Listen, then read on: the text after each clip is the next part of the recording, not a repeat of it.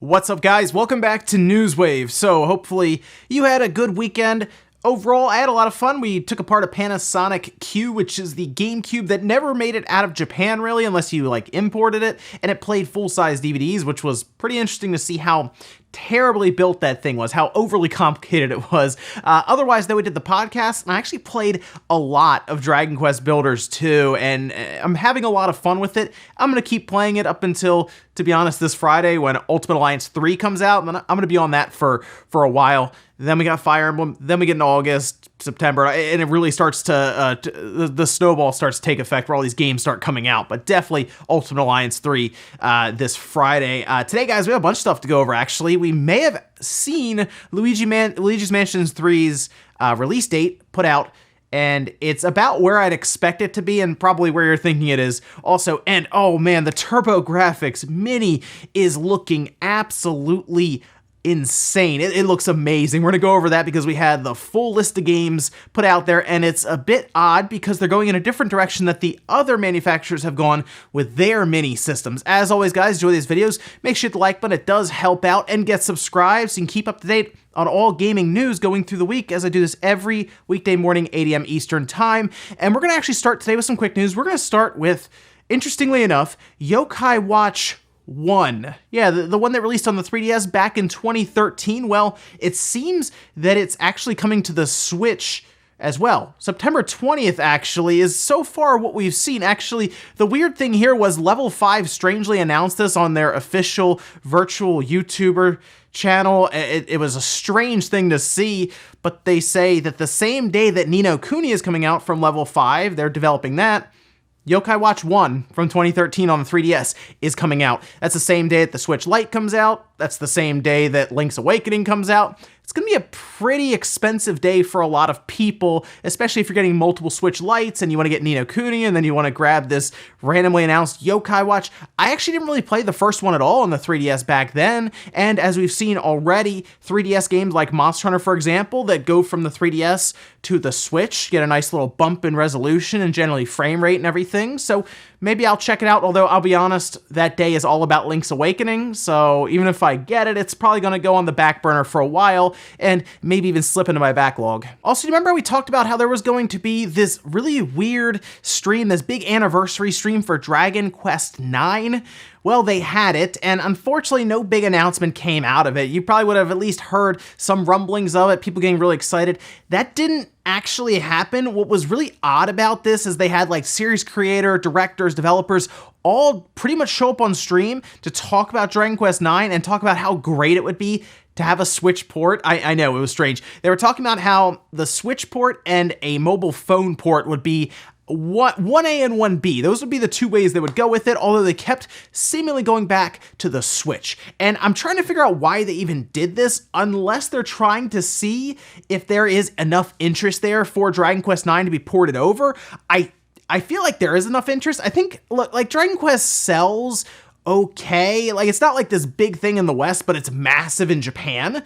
And I think they would at least have enough support in Japan to make this happen, and then they can bring it over to the West and see what happens there. But to have that stream, to keep mentioning how cool would it be to have a Switch port of Dragon Quest IX, I feel like there's at least an idea, and maybe they're just seeing if anything can kind of catch on. Also, in what seems like obvious news, GameStop told GameSpot in an interview that they are happy that the Xbox Scarlet and the PlayStation 5 are going to have disk drives. Yeah, wow, shocking, right?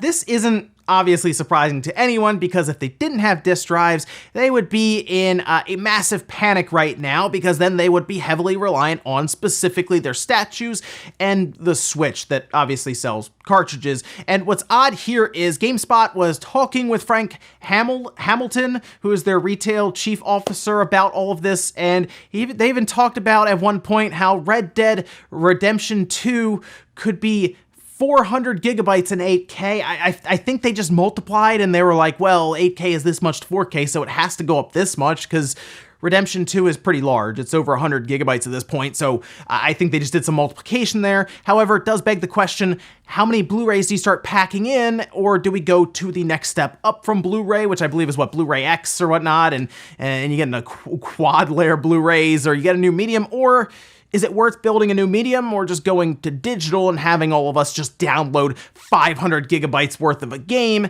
That's the question, and that's the issue that GameStop's gonna be facing. And guys, some of the quick news out of the way, let's get into the bigger stuff. We're gonna start with Luigi's Mansion 3, which is a game that I'm actually looking forward to, and I've been looking forward to it more and more every time they've shown it and talked about it. It sounds like it's bigger than a lot of people were thinking, with several floors on that hotel, and it sounds like it's feature-packed, and it sounds like they're not gonna be leaving anything up for downloadable content or extra stuff to tack on down the road. It sounds like it's gonna be all complete and put out, and that's that. And I do kind of like that approach now that we've seen nothing but more and more stuff seemingly left out to then sell you later because it shows up like a month after the game comes out. Even Spider-Man couldn't escape that.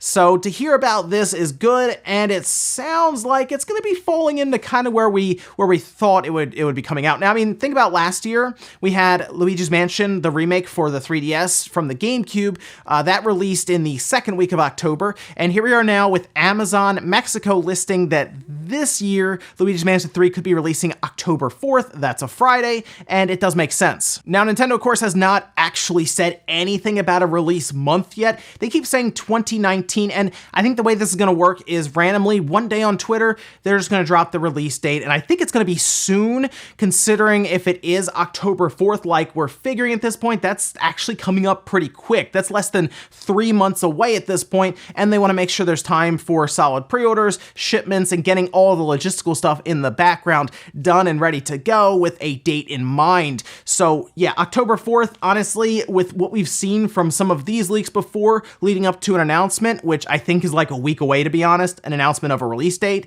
I think this is about right. I think October 4th is something you could probably bet on. Definitely in October. They seem to have figured that out now after last year, and then this year with Halloween, of course, coming up. They want to get the game out a week or two before Halloween just to make sure it's stocked for that time of year as well, when people are out shopping for, Halloween decorations or like spooky movies or even video games. Oh, look, there's Luigi's Mansion 3. That'll work well for any kids or even adults that want to jump back into that game and maybe even, hey, pick up a Switch or a Switch Lite. Next up, let's talk about the Turbografx Mini. This thing looks awesome. I actually can't believe it's Konami. Konami is gonna release, I think, a plug and play that's even better than Sony's. I think Sony's gonna have released one of the worst plug and plays when we get down to it, especially after Sega releases theirs and we see Konami bringing out the Turbografx. This thing is gonna be packed with nearly 50 games, it seems, or maybe like one or two more.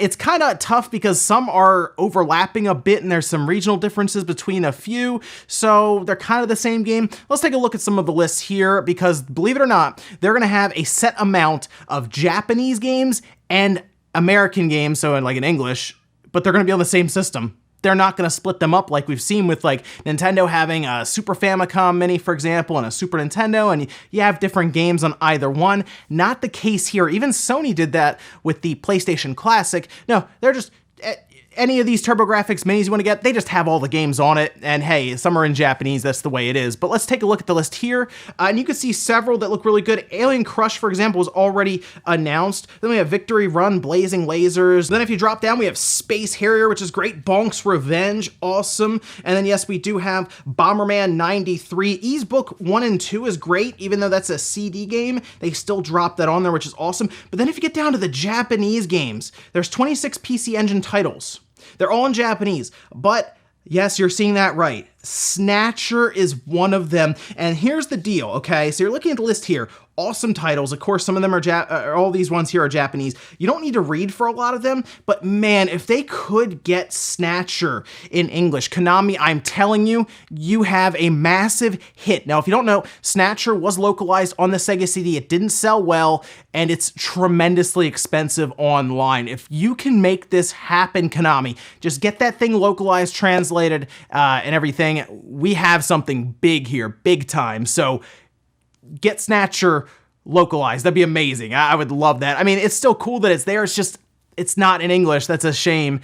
Either way, really, really big list here. And they're going to do some other stuff. One, they're going to have 2 different controller ports, which is different from the original that only had 1 port. But then they're also going to have their own little multi-tap that you can buy as well separately. They're going to have several different designs, including like a PC Engine design of the system. Of course, they're all just going to have the same games. You just kind of pick which one you want, and they have different controller variants as well. This is Konami that I have not seen in a while, right? I'm used to Konami and their pachinko machines and their Metal Gear Survive, and wait, that's a Turbografx Mini, and it looks amazing. We also don't have any price, unfortunately, and it looks like they've inked some kind of deal with Amazon so that it's going to be an Amazon exclusive, which is where you pre-order.